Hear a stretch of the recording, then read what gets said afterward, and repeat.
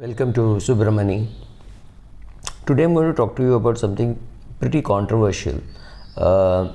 If you see news items, if you're following the American press, sorry, you will notice that there is stress in Silicon Valley. People are being laid off. If you're seeing what's happening in the venture capital business in India, there's a very likely chance that some of the startups which do not have a good business model or which do not have a ability to earn money from their customers are likely to be funded less. And there could be a problem. That could be a problem because if Silicon Valley stops funding startups, there could be obviously lesser startups, and those startups who are already up and running may not have enough power to take them to the next league, right, where they have to get valuation and they have to get a IPO and things like that. They may not have much money, and possibly many will have to shut down. Now, to think that if this happens in Silicon Valley, it will have its ramifications in India, of course in US, it will have its ramifications in India and almost all over the world, because suddenly the startup community and everybody goes for a toss. Now, we can solve this problem very simply, or that's what the Fed and RBI think, is to say we will reduce interest costs. Well, they can go to zero, right? Nothing stops the Fed and RBI to go to zero. Now, put yourself in the position of a venture capitalist. Will you invest money in a company just because your cost of funds is zero? Because for many of these rich, big investors who back up these startup companies, their cost of funds is not an issue at all. They have money, they have surplus money, and they do not know where to deploy, and therefore they are deploying it in startups. Obviously, the hit rate is very high. Now, in a business where the chances of success are 10%, is there scope for any debt at all? The answer is no. You can't fund a startup by saying, I will give you money on interest, very low interest, only 5%, only 6%.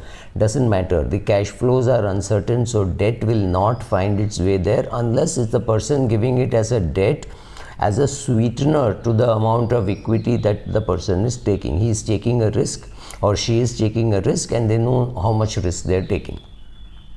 Now, take this to the broader context. Will the Fed or the RBI ever be able to decide how much money should go into equity? My answer is no. I think both these organizations are overrated in their ability to influence these decisions in the world.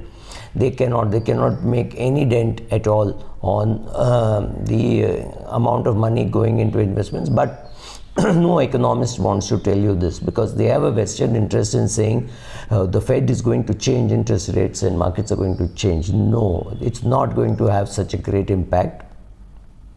People invest because the investment is good. I will go and buy a share because I think the price of the share is going to go up. It has got very little to do with my cost of funds. Yes, it is important that I see that the ROCE is at least 12%, 13%, 15%. That is a different thing. I am measuring the efficiency. It is not with regard to my cost of funds.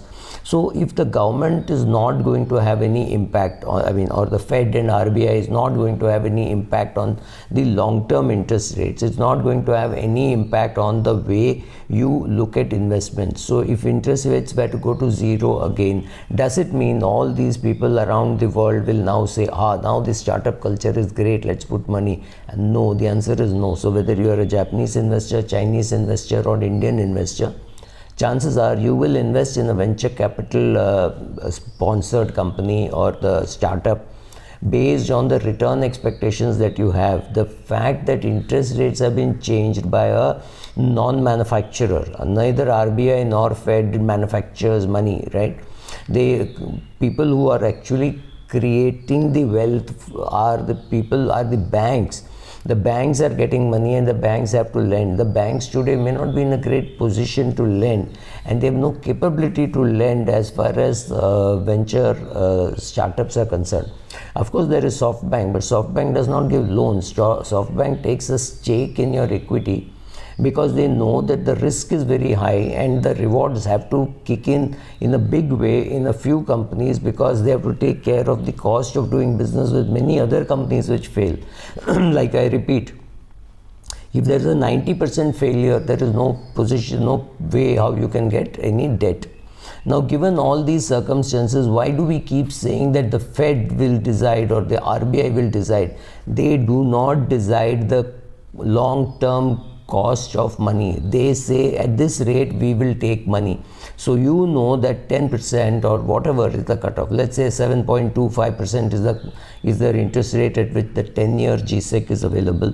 You know that when you are looking for a business, you are looking for a rate greater than that. Beyond that, it is a signaling activity and not a delivering activity. The Fed or RBI cannot give you money. They can make more money available with banks, and they can make less money available with banks. So don't worry that the long-term market is going to be in difficulty because the Fed and RBI will increase rates. Does not really matter. If the people feel that there is a good return that one is going to get on a particular investment, they come to it. Yes, the expectation goes up because interest rates are available. You can get G-Sec at 7.25, maybe it increases to 8. So you know that you will get 8% in G-Sec. So if you want to take risk to get more, you have to get more than 8. That risk premium is what most people are chasing. The fact that the Fed or RBI reduces interest rates does not mean that the Silicon Valley people will say now it is worth funding everybody. No, that's not going to happen. The lose money problem which has been created by the federal and the RBI and all other central banks, that has to be solved very slowly, right? So don't think that the long-term interest rates matter as far as the Fed and RBI are concerned. You will invest in companies where you get a return which is sufficient for you to take care of your expenses, create some wealth, pay taxes, right? That is the kind of return that a normal person is looking for. But when you do venture capital funding, you're really looking for big time return to compensate for the failures of 90% of the startups. So believe me, Fed and RBI do not matter much, because today the advantage that people have is not analytical, it is not information, it is behavioral. So when there are behavior changes in society, the big institutions in the society have to realize that their importance has gone down. There are too many sources of money, too many direct sources which come directly into equity.